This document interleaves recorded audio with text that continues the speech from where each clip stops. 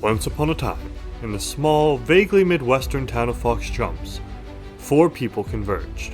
One was Margie Gloucester, who does everything, from owning and operating the Lazy Dog, the local bar slash bed and breakfast slash tavern slash inn, to delivering mail to running a taco truck. Another was Viola Thomas, the local librarian who knows her books and cares for her town. The next was Orion Murrah, a young, very rich person who moved to town after the death in the family. Lastly, there was Tabs, the fox from Aesop's Fables, pulled out of their story into the real world. As a shipment of old books was delivered to the library, these four were pulled together by a being they later learned was named Elaog Hoyt. He gave them magic, the ability to use the universal language that makes up the world to change that world with words. Classic literature began to spring to life, starting with the story of Robin Hood by J. Walker McSpadden. While many of the book's characters came fully from the story, such as Robin Hood himself and his merry men, some characters overlapped with people in Fox Jumps.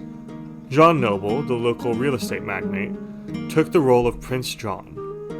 When his very nice car turned into a royal carriage, he thought it stolen, and said he was going to raise rent across town until whoever took his car turned themselves in. Tom Atlas, local juvenile delinquent, was blamed for this, but before the townsfolk could fully turn on each other, Robin Hood arrived.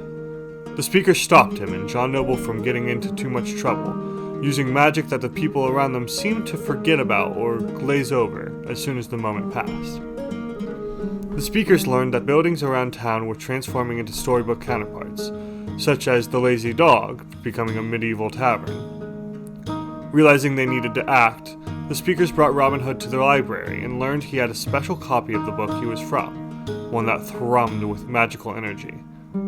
They tried to change the story's rather sad ending to rewrite it, but that didn't seem to work, so they just convinced Robin Hood to tell his own ending and sent him on his way.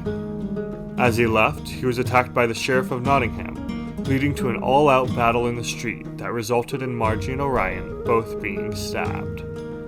The battle finally ended when Viola read the last few lines of the magical book, imbuing it with the speaker's collective magic, and the characters from the story disappeared, the town mostly returning to normal. Margie and Orion went to the hospital in the next town over, while Tabitha and Viola put the book on the library shelf, as it seemed to want. In the coming days, Orion worked on his house, which he had been sold by John Noble, only to find it unfinished and uninhabitable. Viola, who had recently told Tom he could paint the side of the library to get his creative urges out, dealt with John Noble berating her for offering such a thing, threatening her job as he said it was not her place to grant such permission for a public building. Margie came out of the hospital and was concerned for Orion, offering to help him and for him to stay in the Lazy Dog if he needed to. Tabs went on a walk with Tom, who showed them the partially finished mural, talking about how Fox Jumps felt like home. Orion received a text from an unexpected number, telling him his comatose friend's condition was bad, so he headed down to Florida. Viola also learned from Farmer Joffrey, who had taken the carriage to his farm, that it had turned back into a car, so she hired Tom to fill it with manure to get back at Noble. The next week, everyone had some time to themselves. Margie talked to her protege and employee, Shannon McCarthy, and learned that magic seemed not to show up well on video. Jojo, a local cop, similarly was told all about magic by Margie. The next manifestation began with Dorothy and the Scarecrow from The Wonderful Wizard of Oz by L. Frank Baum, appearing while Jojo took the role of the Tin Man, and local sad man Edward took the role of the Cowardly Lion. The speakers united the Oz adventurers, then split up. Orion talked to John Noble, who took the role of the wizard himself. Margie and Viola led the Oz crew to the Good Witch of the South, as played by Samantha Youst, local pharmacist, and Tabs headed into the forest to find an unknown magical signature, gaining help from a crow he fed a magic coin to, giving this bird named Eagle the ability to talk. Tabs got more than he bargained for, as that unknown signature belonged to the Wicked Witch of the West, who gained speaker magic as he watched, and was surrounded by magical beasts. While Margie and Viola got a quest from the wizard, John Noble, for the Oz crew to defeat the Wicked Witch, Orion tried to teleport to kill the witch himself. Tabs stopped him, the two of them getting into a bit of a magical fight. After they calmed down a bit, the other speakers arrived with the Oz adventurers, and they all headed further into the forest together.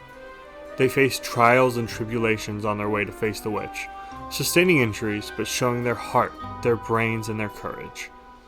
Finally, the witch was defeated, and they headed back to John Noble, who eventually gave them the magical copy of The Wonderful Wizard of Oz, which they needed to send the Oz characters back to the story. After putting the magical book on a shelf in the library, Viola was confronted by her boss, Anne Randolph, who told her that Noble is still trying to get her fired for the mural Tom painted. Viola promised to paint over it and follow the letter of the law, though that didn't stop her from getting large banners for Tom to paint that she can hang over the same wall more legally. Tabbs made a deal with John Noble to magically find the journal of Bartholomew Noble, his ancestor who founded the town, in exchange for any information therein, as well as an IOU from Noble. Orion learned that his grandmother, who died and left him the massive inheritance, apparently had magic from Eleog Hoyt, a single word that gave her a sort of future vision.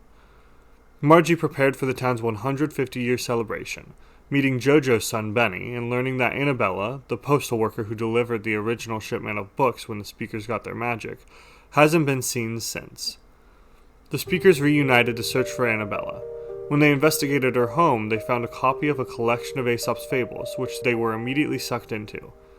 They proceeded to travel through fables by changing the stories and making new morals, finding Annabella along the way, as well as meeting Rowan, Tabbs' understudy, as the fox. The fable characters all seemed to know they were in a story, and they, as well as Annabella, referred to a shadowy figure they called the author. This author seemed to haunt the Speakers as they traveled around the stories. After the Speakers all learned that the wolf from the fables had escaped into the real world, Orion tried to copy how said wolf left, only to find himself in the author's shadowy void. He made a deal with the shadow figure to escape at the cost of owing the author. Meanwhile, the other Speakers found the magical copy of Aesop's fables and got out of the story themselves. Eleog Hoyt pulled Orion into a brighter void, telling the Speaker that the deal with the antagonist, who Orion knew as the author, corrupted the magic Eleog gave him. Eleog had to strip Orion of this power, but healed his comatose friend as thanks. After talking to his financial advisor Wadsworth, Orion left town to return to her, finding his own happy ending.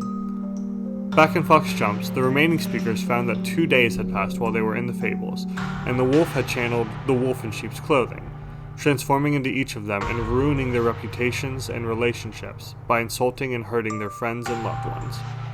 They stopped the wolf at the 150-year celebration, sending him back into the fables, just before the mayor of Fox Jumps announced he was resigning, effective immediately.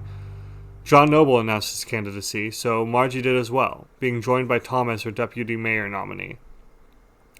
As Margie spoke to the town about magic and fixing what the wolf hurt, Viola and Tabbs had one-on-one conversations with Edward and Tom, respectively.